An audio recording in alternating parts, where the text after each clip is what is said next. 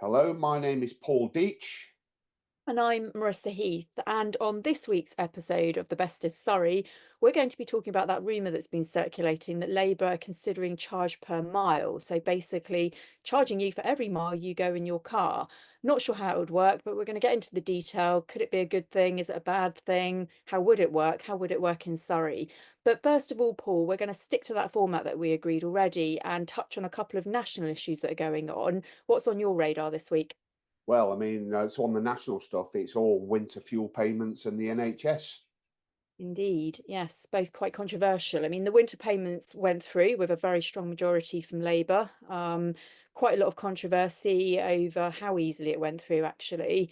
And we already know in Surrey that it's going to have quite an impact on a lot of our elderly residents. So I'm presuming you stand firmly in the position that you wanted winter fuel payments kept. Am I right or wrong? Yeah, I do, but I've got to say, controversially, which might not sound very conservative of me, I do actually agree that it should be means tested. You know, for instance, there are members of my family that just don't need it. They don't, and and to my mind, it's quite right that they don't get it. I do agree with the principle that it should be means tested, but there are some people that are right on the very edge of the sort of envelope of getting it or not. I mean, within a couple of quid.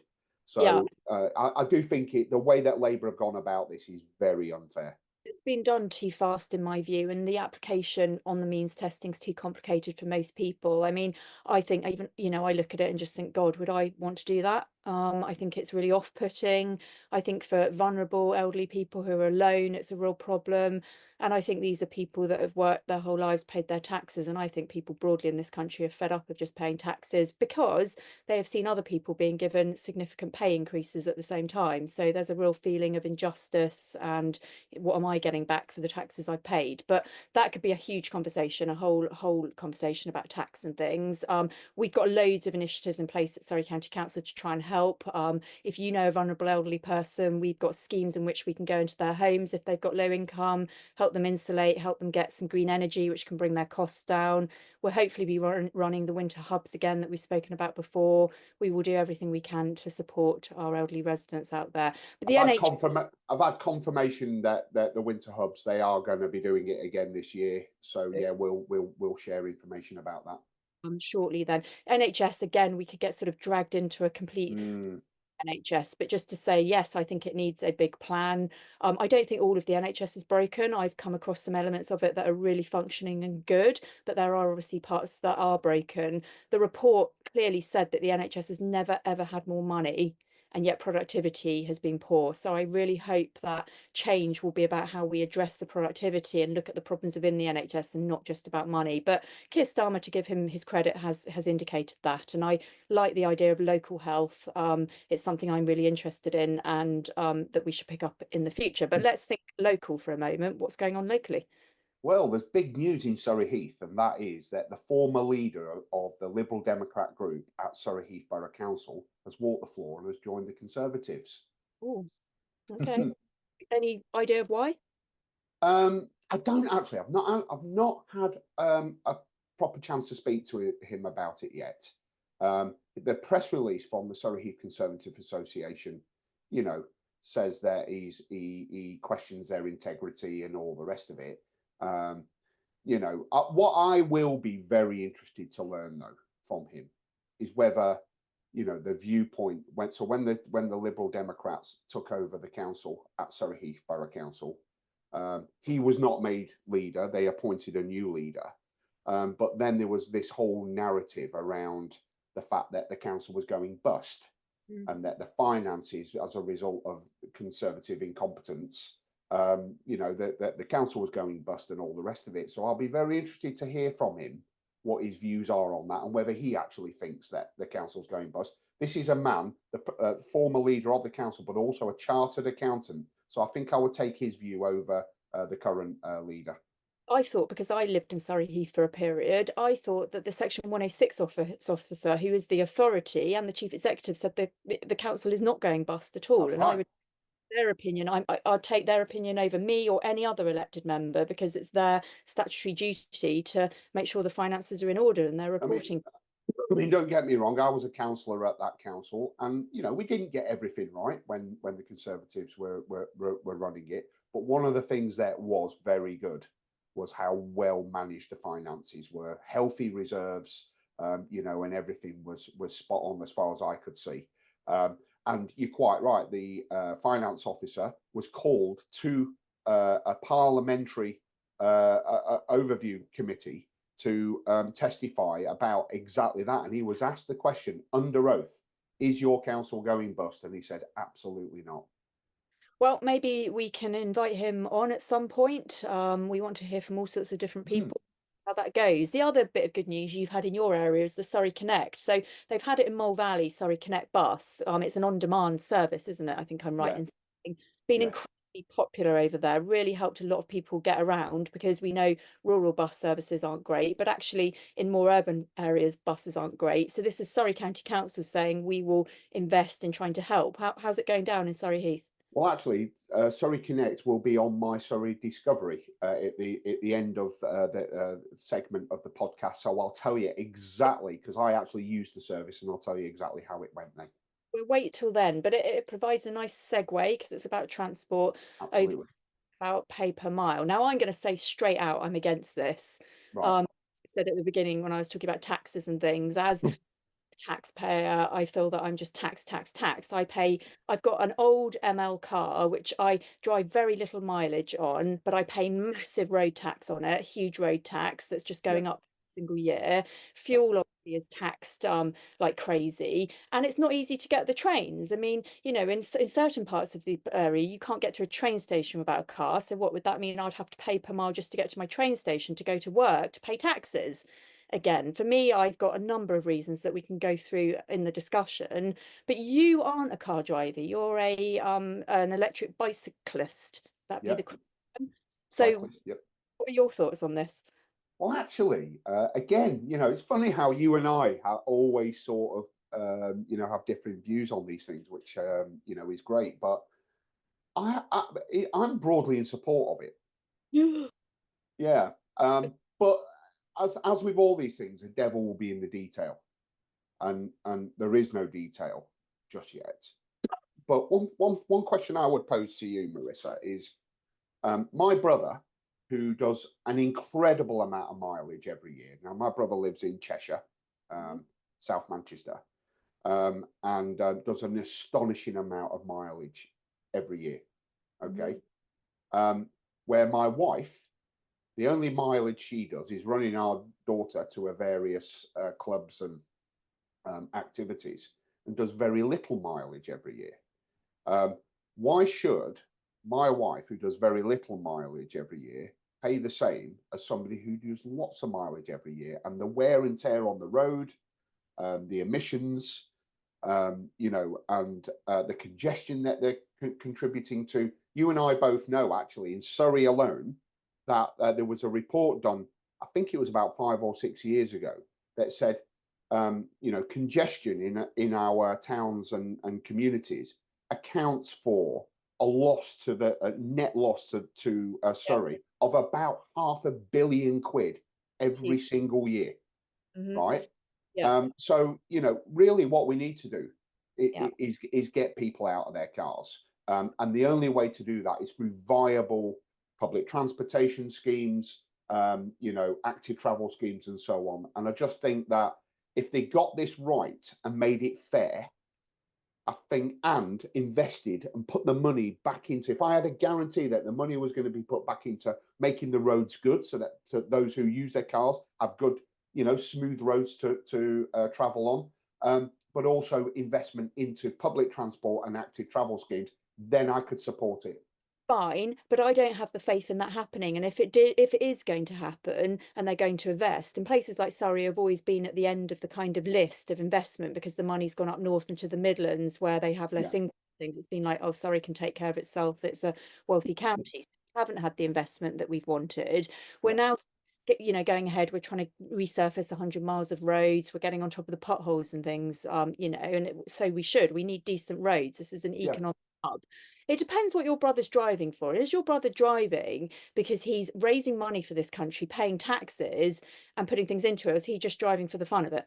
No, he has a very successful business. So is a he does mobility bathrooms is his core business, and has teams of not only fitters but plumbers, electricians, plasterers, operating all over Manchester, the northwest region, and no, so he is contributing very much so to employment and taxes that he pays and all the rest of it. But his main job is to go around selling his product, and as He, such, he spends a lot of time on the road going to people's he, properties. I paid my tax on my fuel. And then he'd say to you, and I pay the tax on the money I'm earning going around hustling for all of this work. So why should I pay more tax? Now, there's an interesting perspective for me because I run the net zero program at Surrey County Council. And, I'm into nature and environment and things. So, yes, I want people out of their cars, but I don't think just charging them or bullying them out of their cars, 20-mile-an-hour zones everywhere and paying per mile and things is the way to go. As you've already touched on, it is around providing the transport choices, but that is a massive project. That's like a 20-30 year plan. I wish we should have been doing this years ago, not even under the Tories, under Labour in the late 90s, even before that, we should have been planning this kind of thing. Now, yesterday on the train, both of us travelling sustainably, I bumped into the MP for Surrey Heath, Alistair Pinkerton, and he was advocating during the election campaign that he would improve transport across Surrey Heath. But he said his conversations with South West Trains has said it would cost £1 billion to get a faster train line. So it's Yeah. literally possible. He's giving Surrey Heath £1 billion at the moment to do Yeah. that. So there's a failed election promise. But anyway, that's another story. It's just the point about how complex this is, how much we might want it and fight for it. We in Egham and Englefield Green, I spent years fighting at the Egham crossing because we've got sort of 3 crossings and it causes massive congestion and air quality. I think air quality is a serious issue. All of these problems, and we worked relentlessly for years and years and years to try and get Network Rail to address this. Again, it was literally impossible because of the infrastructure, the housing, and the things around it to do like a flyover or a tunnel or something, and it would have cost fortunes. And then you kind of come around election cycle and the next political party goes, I'm going to solve the problem. And we go around the loop again and again and again. It's complex. We live in a small, overpopulated country, in my view. It's really difficult getting this sustainable travel in. Now, buses, absolutely, but buses need to come with accurate information up to date on your phone all the time. So you're not sitting there waiting for them and they're going to turn up on time. And better trains. We pay a lot for our trains, but they're not great, are they? They're not great. But can you just ask me the answer the question which I asked you, which was, Yeah. do you think it's fair that my brother, who does lots of mileage every year, pays the same in his vehicle excise duty as my wife pays, who does very little mileage? And is there scope, therefore, perhaps, so if not a pay per mile scheme, then perhaps having a tiered scheme based Yeah. on the high mileage users, mid users, and low users? I mean, insurance almost does that to an extent. I do under 5,000 miles in my big car because I try not to drive it very much. I try and get public transport, so I get a lower insurance premium because of that. So there's a model already there. Fine, everything should be fair, absolutely. And I can see what you're saying about the unfairness, but what is the option for your brother? How the hell would he get on a train and go and sell all those bathrooms? Well, no, what I'm saying is I don't think he should. I think he should carry on using his car, but I think that should be a fair tax scheme on vehicle excise duty that takes into account the mileage that people do and the wear and tear. Because at the end of the day, really, there is a bit of a misconception. There is no such thing as road tax. It doesn't exist. What we have is vehicle excise duty. So you're paying tax on the vehicle. I think what Labour are saying is they want a road tax, but I'm quite happy for that to happen, provided that the money is put back into roads, public Well, transport, active travel, and so on. it's key. I'm a great fan of ring fencing. I know there's always this opposition to ring fencing, but it's like we spoke about last week. We were speaking about dogs. By the way, just to intervene on that, we've had so much positive Yeah, we feedback did, didn't we? Yeah. last week and people quite advocating for DNA testing and Mm. license. But anyway, I'm going off track. But you know, if you've got a scheme where you're ring fencing, and it ties to the dog thing as well, have a dog license, ring fence the money for animal welfare or dog welfare or something that relates, so people think they're getting something back. Your brother would probably say, okay, I might pay a bit more if I don't have to sit in traffic all the time and I don't have to ruck up and down over potholes and things like that. That's the incentive, isn't it? And actually, I've had this conversation with him, and actually, he would be fine with that, and I think most people would. So yeah, I've been all over Europe, as I know you have, and you spent quite a lot of time in France. I mean, what are the roads like there? I mean, everyone talks about the roads in France. The toll roads are smooth and flawless. If you speed, though, they'll take your car away, I've heard. So you have to be a bit careful because they are quite nice roads to go on. But they cost a lot. If you go, my father lives in mid France, kind of Rifat, Poitiers area, and my partner used to live in the south part of France. So I've done a lot of going back and forth. It costs Mm. a fortune. I mean, we had to take the dogs, so it would cost a lot more than flying to do that. So you're really paying for those roads. And if you don't want to use them, and a lot of the French people don't, they stick to their other roads. The other roads aren't great. They're quite bumpy and, like ours, they haven't had huge amounts of investment in and things. So the beauty of the toll roads, though, is as long as there's not an accident or something, you will just go straight up them and get where you need to go. So, I mean, it's great. It gives people a choice, doesn't it, at least? Is it expensive? Really expensive, I think. Yeah, Right. not cheap at all. I mean, you'll go in between one toll and another. I can't remember the mileage, but it'd be like 30, 40 euros. It's quite a lot of money and you've got your petrol on top of that and all of that sort of stuff. So it's not cheap at all. But for businesses, and here's the interesting thing. So if I said to my residents, what could I change? They'd say, get all of the HGVs and the massive lorries off the road. They drive us mad. We hear them Yeah. banging past houses. They're the scary thing on the roads. These are businesses creating wealth in the country, so we can't just get rid of them. But actually, if you could say all the lorries you go and pay, all the work people you go and pay to go on the toll roads, you speed there quickly, no congestion, no potholes and things. And for other people, if you're happy to just go along without those HGVs and have a few sort of rutted roads and things, you stay on the non-pay roads. So Right. France got a kind of interesting model. They've got the option there because what about people that can't afford it? What if you bought in pay per mile? People are already suffering from loneliness in this country. COVID has caused a lot of issues, and some people might just say, I can't get my head around this pay per mile. I won't go out at all, or I can't figure out the kind of systems that they put around it. No doubt it would all be online. It will be like driving into London. If you forget to go on your phone and pay, you end up with like £1 million fine a few weeks later and your house being repossessed. It's scary. Mm. But the thing is that in my experience, if the public transport is good, Mm. so I can give you two examples: one in the UK and one in Europe. So in the UK, my brother lives in Nottingham. My twin brother Johnny, he lives in Nottingham, and their public transport is fantastic. When I had to stay out, cut a long story short, I had to stay at his flat for 3 weeks when he was very poorly and in hospital. Um, and I never had to use my car once, because the buses were so good, that I could get everywhere, visit him in hospital and all the rest of it, and it was cheap, it was reliable, it was frequent, so all the boxes ticked. But then recently, I visited Utrecht in Holland. I enjoyed it so much. I'm going back again at the end of this month. But there you rarely see a car on the road. Most people cycle or use public transport, and their public transport, honestly, Marissa, I've never known anything like it. The trains are reliable, frequent.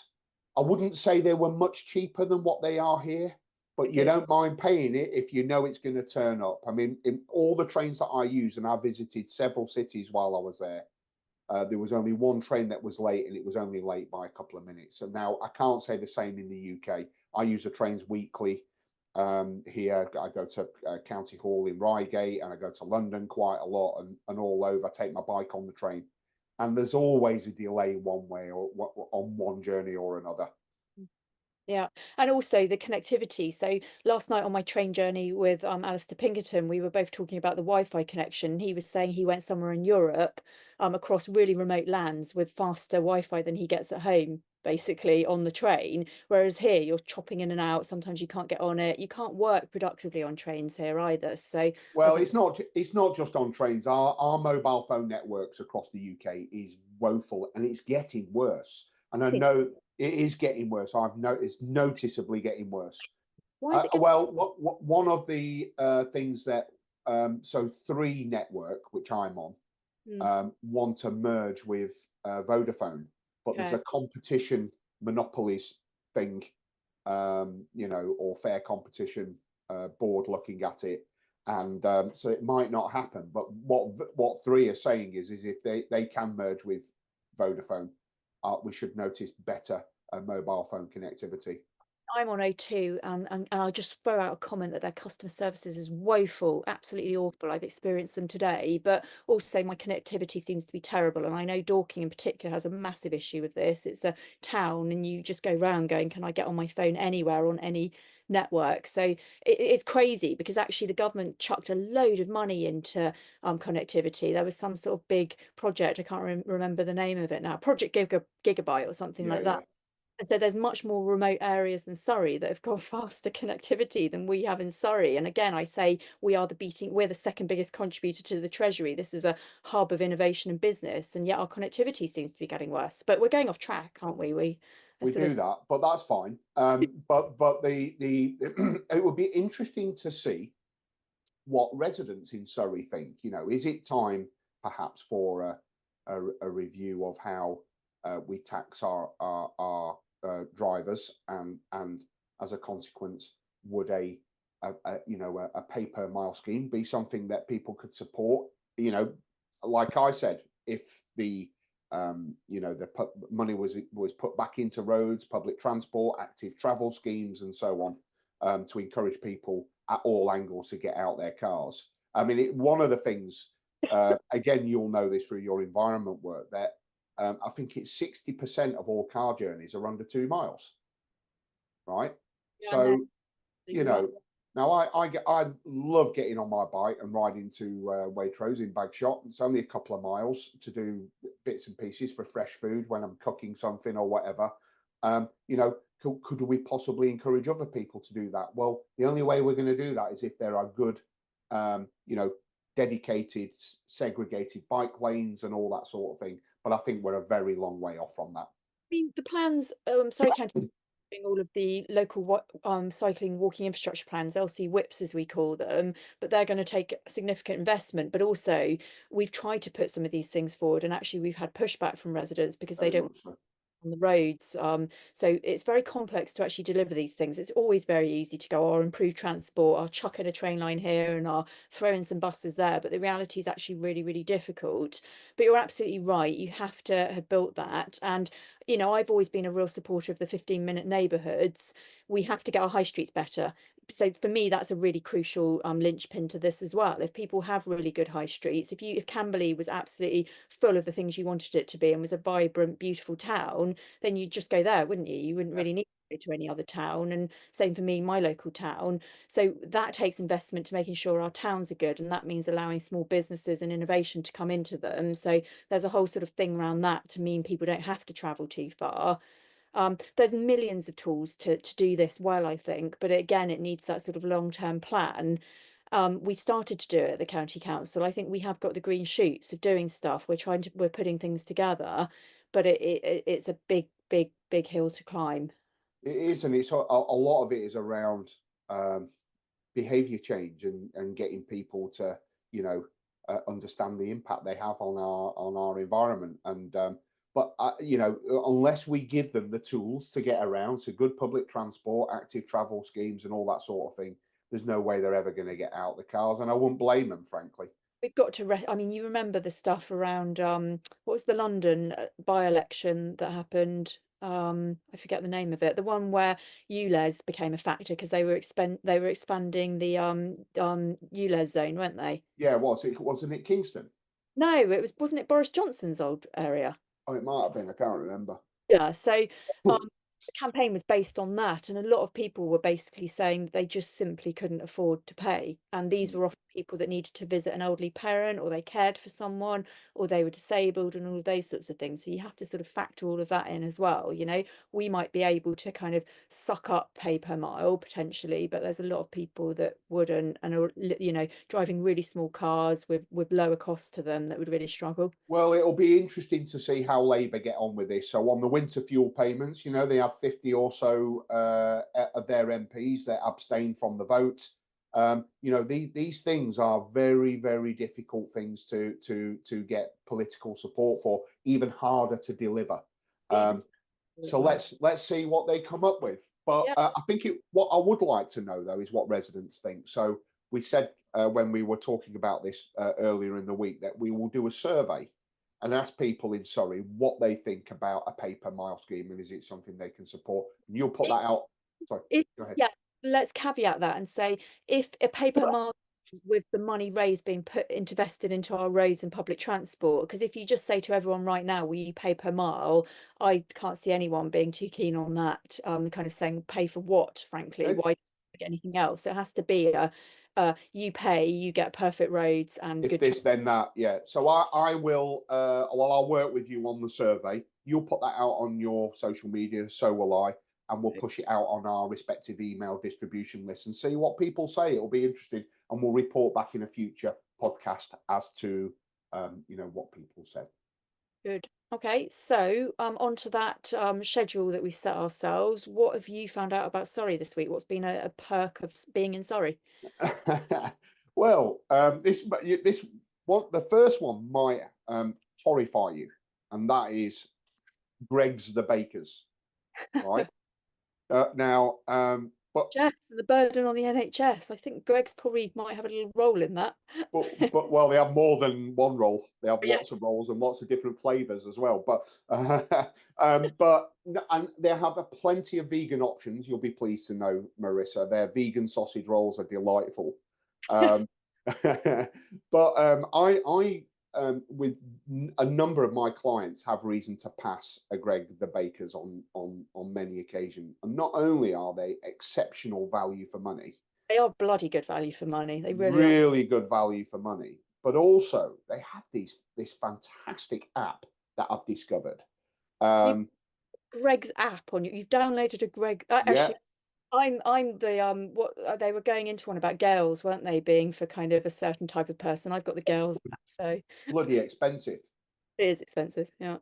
But the thing is with the Greg's app, and this is, I would say, is the best loyalty scheme I have ever known. And it's so well put together, their app. So basically, you go in there, you buy a vegan sausage roll, or my favorite, which is a ham egg salad roll, right? Yep.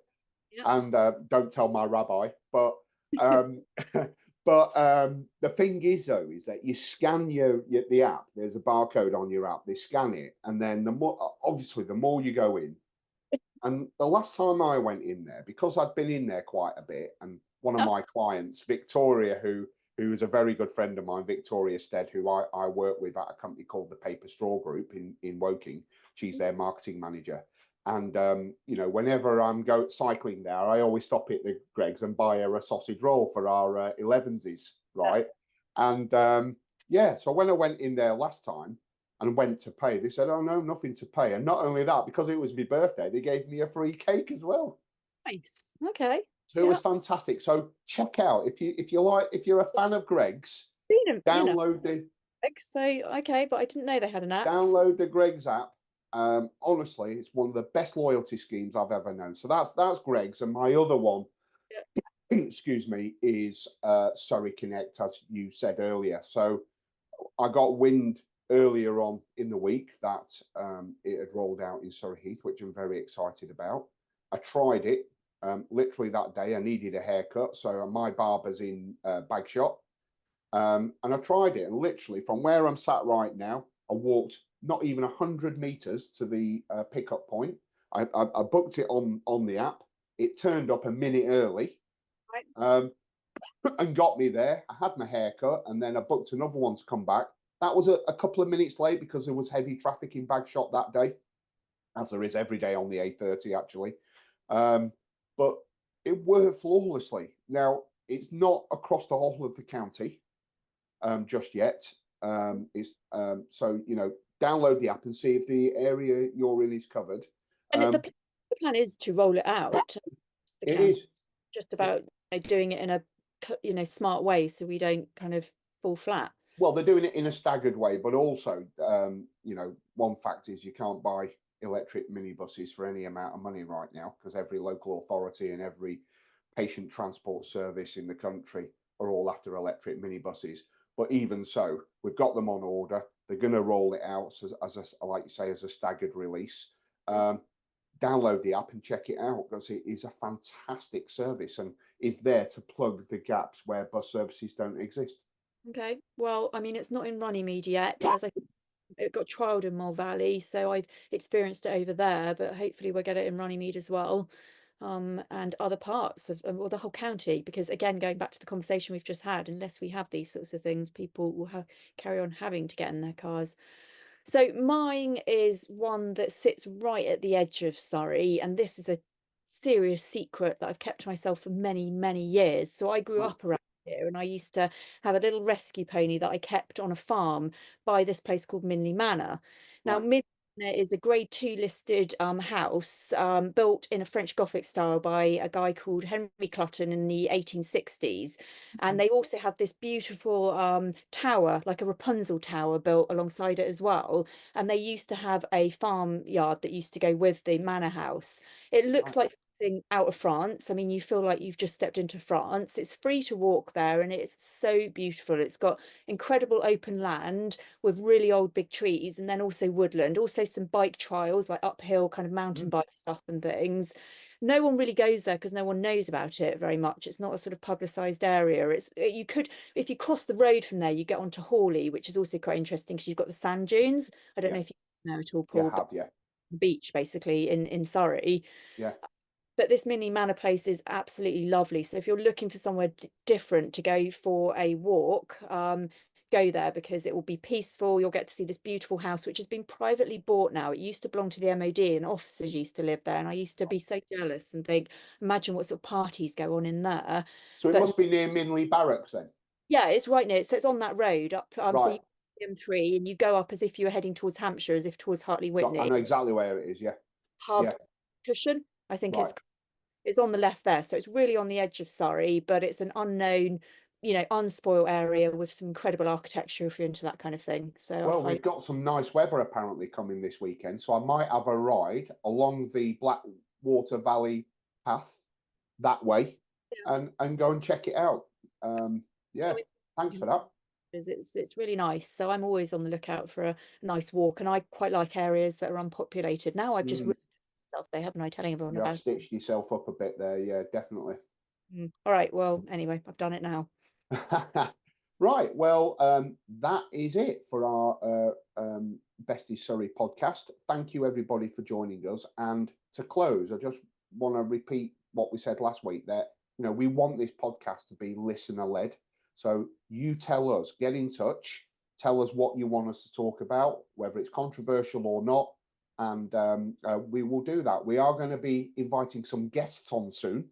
We're in the process of getting that organized. So you will be hearing from some invited guests on the podcast very soon. Brilliant. Okay. Well, until next week, I'll speak to you then, and goodbye, everyone. Goodbye. Thank you very much.